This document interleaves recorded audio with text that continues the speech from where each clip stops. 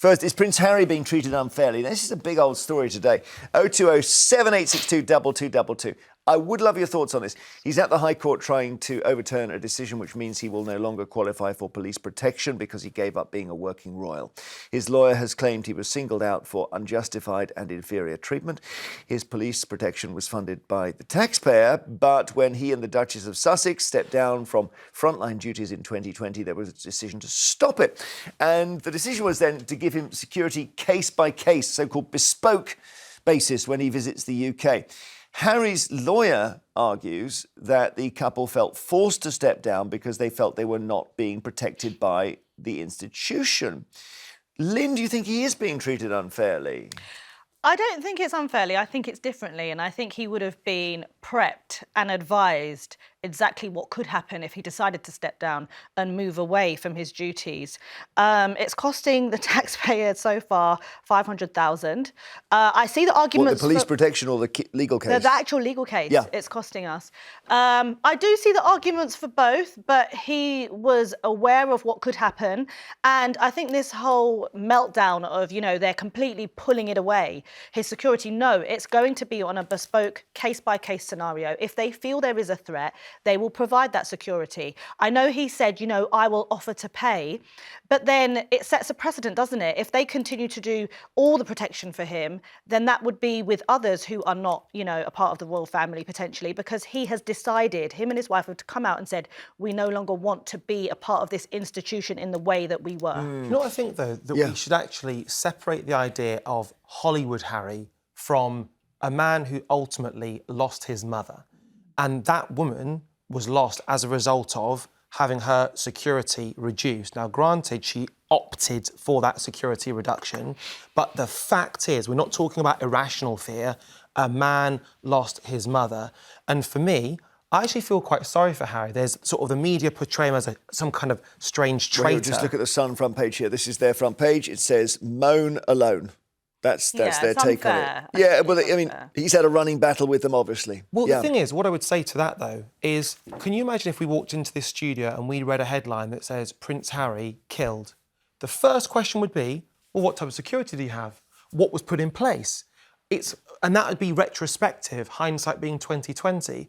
Well, this is an opportunity not to do that, to ensure that doesn't happen. But if you want to keep your family safe and you know the history of that, which is horrendous, why would you make such a thing of, I want to disband, I want to leave, I want to separate myself, or indeed knowing the go around ramifications? saying you've killed 25 Taliban, which is probably the biggest single thing that's caused him to be at risk. Yeah. To boast about killing members of the Taliban. Why would you do these things? Exactly. OK, well, so there are two elements of the royal family. There is the family who literally exists, and then there's an idea. He can only separate himself from an idea. He's still Harry Windsor. He's still the son of Charles. He's still the brother of William. He can never remove himself from that. Those are the facts, and facts are shields that win a ding, as they say. And so for me, family's complex. But their intel is probably second to none. If there is a threat, I think that they would then provide that bespoke service if needed, if required, for certain events. And therein lies the issue. So he's actually willing to pay for it, but they've basically said... I didn't know that, because I wasn't aware Metropolitan Police were up for hire, because I've got, and that's the problem. And that's why I said it will set a dangerous precedent. Can we just call up the Met if you have the money? So you can't, but the crucial part of it is that his current security unit do not have access to the MI5 database, the Home Office database, so they're going in I'm kind of glad for that. Well, I'm kind of glad for that too, Yeah. but Why should they have access? Let's think about it from Radzi's point of view. He is running a script that would have saved his mother's life. That's what's going on. So he leaves the royal family, which would have saved her life. He then attacks them from a distance and called them racists and whatnot. I guess that satisfied him. He then says, I want proper protection. That would have saved her life. Everything he does is, I think, in a way, trying to bring his mum back to life, and it's tragic. I think and it's in a way, ideological. Don't we have to indulge it a bit, Lynn? I think it's become ideological for him. I think also, I don't want to say and assume he's bored in California, but I think every single thing is about him trying to find some sort of justice, which I'm not saying he shouldn't do. But at what point, Harry, do you stop? Or at what point do you make decisions in your life where you don't have to keep on coming to the courts? And Taylor Swift gets police protection, although she doesn't get It was a one-off, wasn't it? Yeah, she doesn't get a standing bodyguard. She gets bespoke. I mean, hang on, let's just take a call. Gertrude in London, hello. It's me when we're talking, Harry and Meghan. I know. Do you know what? I know you always call about Harry and Meghan, but I can't remember what side you're on. I'm certainly on Harry and Meghan. I'm absolutely appalled that you have not done your homework. When Meghan stepped foot on the ground, there was immediately death threats from the far right. And Neil Bass, the former head of counterterrorism, he was the head of counterterrorism while Harry and Meghan was living here, saying Harry and Meghan received the highest number of death threats. Terrible. From more than any royal family or anything. And all this that Harry should just have kept his mouth shut instead of writing in the book that he had killed in Afghanistan. Already in 2013, did Reuters write that he had killed. And I'm an average person, and I know if you have been a front gunner and co-pilot on the Apache in Afghanistan, you have killed, because that is only used to rescue British troops behind enemy lines. You've killed people, you're saying? You mean yes. The front gunner will have... Because if it's only used to rescue, then why would they have killed anyone? They are behind enemy lines. They would have to... Okay, just answer me this, Gertrude. Why, and I don't know the answer, why is this not an issue for Harry in America, where there are 10 times as many crazy people as there are here, and they've got automatic weapons? Because here it's toxic. Chopsticks? Yeah, toxic. You can't everything... For the last week, and now you have talked about Harry and Meghan every day. And just to hear Lee say that Harry is bald, I mean, that is absolutely shocking. Did you say he was bald? And just to hear you... I said, well, I think it's a lot that drives him is ideological. I think he's got this Did you say bored or bald? No, bored. Not bored? Yeah. I'm thrown. Gertrude, I said I don't want to assume he's bored, but I think what drives him, this won't be the end of it. Let's say he is given that security. He's going to find something else then to have an issue with Britain or with his family or with the courts or with the media. I'm not saying it's not warranted, but at what point, for his own sanity, does he say enough is enough? I think he decides that himself. He decides when enough's enough. And well, at our expense? Well, actually, at the expense of the taxpayer? You mentioned Taylor Swift. We were happy to pay for Rachel Reeves' security, and I can assure you, I'd be mesmerised if a single person asked for so much as a selfie from her. She's the most famous person in the world, almost, young Rachel people. Reeves? And no, sorry, Taylor Swift. Definitely not Rachel Reeves. Yeah, okay. No, I think, but Taylor had a one. I call her Taylor now. She had a one-off security thing when she was at Wembley. I don't think she's got a standing arrangement to have a kind of armed guard. Which is what Harry would have. Exactly. Gertrude, thank you. That was brilliant to hear from you. The passion. After the break, we're taking more of your calls. Is Prince Harry being treated unfairly? 020 7862 2222. See you tomorrow. But now, more of your calls on whether Prince Harry is being treated unfairly. He's back in court trying to overturn a decision which saw him stripped of police protection. His lawyer has said he's been singled out for inferior treatment. Do you agree? 0207 862 2222. Gertrude, very passionate, saying that the hatred is real and toxic, she said, and therefore it's a real threat. Mike is in Cumbria. Does he face a real threat, Mike? Real and toxic. Hello. Hello. Hi, Jeremy. Hey, what do you want to say, Mike?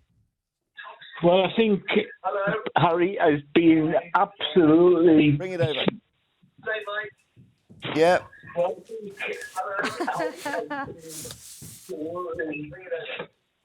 I think Prince Harry has got the sticky end of the paintbrush. Oh, blimey. Mike. Come on, Mike. Please. Oh, you turned it down. He's literally watching his own. Is any of this coming as a surprise? It's definitely the Mike show. Oh, Mike. We'll come back to you. It's our fault. We should have checked. Well, not really. Thanks, Mike. Shelley in Newcastle. Is your TV turned up as well, Shelley? Right. David in the West Midlands. Hello, David. Hello. OK. What would you like to say? Well, I think he's got a darn cheek, to be quite frank with you. I really do. I mean, he decided that he wanted to leave this country, go and live in America. And he wanted nothing to do with the royal family. The way he's slated off the royal family is absolute disgrace. And he's got the audacity and cheek to think, oh, when I come over to England, I want protection.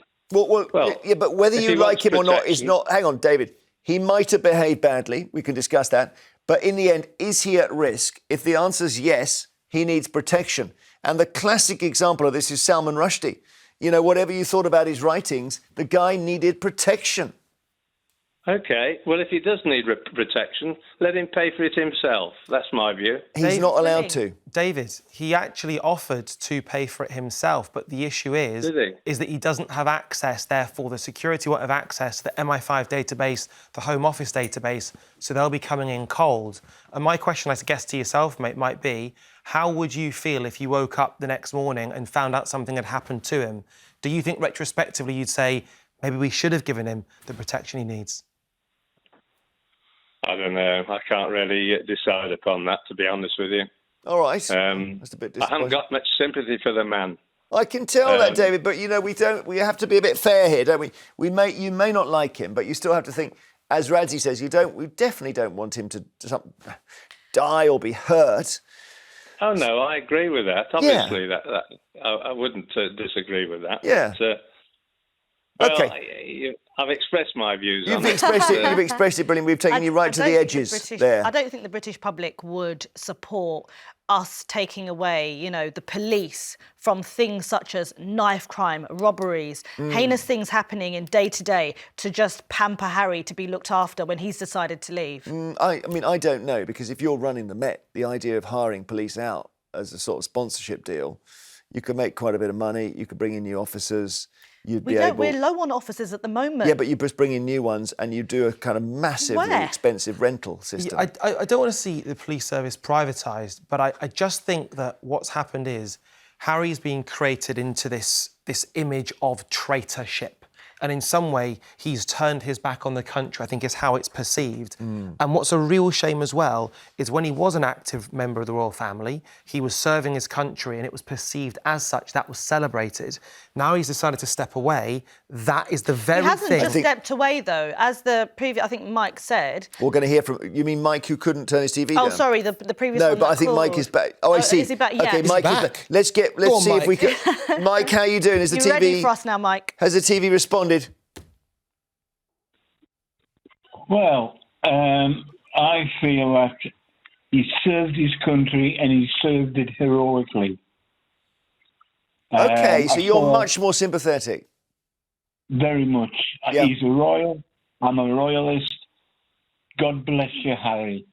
And he's Diana's son, and she only had two, and that's unique. Yes, indeed. I'm not a out-and-out royalist. I feel that he should be protected and protected fully. Did you serve with Harry, Mike? Yes. You did? Whereabouts? Iraq. OK. And was that on the gunship? Yeah. OK. Because one of the criticisms is he shouldn't have talked about how many Taliban he killed. No. That was a mistake. I was injured, and I cried for him. All right. Well, listen, you're a very decent guy. Thank you, Mike. Donna in Manchester, hi. Hi there. How are you? Pretty good, actually. Thank you for asking. Jolly good. Well, I'm with Dave and the girl on your panel there. I can't think of your name. The girl is Lynn. Yeah, no, because I've had to have my TV switched off for a while, so I couldn't remember. Oh, well done. No, you don't have to go that far. You could turn it down. The problem is when people hear it turned up, there's a 5-second delay. But it is Lin Mei on the end. Yeah. Oh, we're spending most of the show talking about volume controls. Poor Radzi, it's his first time with us. He doesn't know what's going on. So, Donna, fire away. Anyway, basically, I'm a bit with Dave, to be honest, and I feel sorry for Mike. He serves with him, he knows him, blah, blah, blah. But I do feel Harry is, now this is going on way too much now. Yes, okay, he needs security. He can buy his own. And as for us sharing information with just random security people, to me is completely bonkers. Yeah. That needs to be kept in the house. You can't just say, oh, right, okay, otherwise we'll be sharing it with doormen on nightclubs and everything. You can't do that. No, I think, well, Lynn has already said that, and I think that's line? right, because you'll end up getting people checking on their mistresses' whereabouts and stuff. And well, exactly. Radzi? And the security then will go through the roof. Hang on, Donna, Radzi's got a question. Donna, what I might ask is, so Prince Harry does a lot of work as ambassadors for charities, as patron for charities, he's involved with Well Child, for example. And when he comes over, he actually changes people's lives. He also puts charities on the map. He founded Invictus, for example, which we heard from Mike. He sounds like he actually would have benefited from that. So do you feel that he actually benefits the country in any way, or for you is it a case of cut ties? No, I don't think he does. I think, well, yes, for the charities, possibly, but even some charities are now losing faith in him because he's not drawing a good name to them, I don't think. Well, we'll find out what's gone on with Centre Barley. That's quite important that we know, yeah. Correct. Yes, correct. But you see, my friend's son's a commando, so it's not that and my dad was in the services, so I'm not anti-Invictus games and things like that. I think he's actually fantastic. My dad served, for many, many years. But I just think now, yes, Diana died. I actually went to the funeral years ago up in London when there was thousands and thousands of people there. I was there that day. It was so sad. I was very emotional. It was just one of those days you never forget. Yeah. But there are people in life who have lost somebody. A close friend of mine recently lost somebody through not so good circumstances either. But I'm afraid, unfortunately, there comes a time when you need to just deal with it, get on with it, and don't keep going on and on and on about that as to woe, poor Harry. Tricky. It might be the rest of his life. OK, Donna, thank you. Just got to move on with Anne. Hi, Anne in Derbyshire. Oh, hi. Is he being treated unfairly? Not at all. No, I just feel so sorry for the King after all the years of being in sort of waiting, and also the way he treated his grandma and granddad when they were on their deathbeds virtually. He was in the country when the Queen was really ill at the end and didn't visit her. Besides that, I mean, the lies they've told him and his wife and got away with it. I mean, it's just... I mean, the young man on your panel... Which lies? And which lies? Well, the New York chase, for one. The New York chase. And then the Oprah interview, and that was where the Duke was very ill and in hospital, I believe, at the time. All right, understood. Thank you very much. We've got to move on for our little break now, but we'll ask later.